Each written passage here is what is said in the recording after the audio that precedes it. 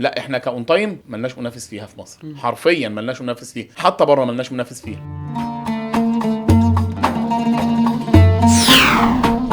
طيب لو انا عايز اسافر اصلا في العيد والصيف، ازاي اقدر تمام. انظم حجوزاتي؟ طيب عايز تسافر دي لازم نقف عندها ونعرف انت عايز تسافر منين لفين، لان بدايه التذكره بتختلف قوي في تحديد السعر. يعني لو هنقول النهارده هنسافر في العيد من مصر، فدي هتديني سعر معين.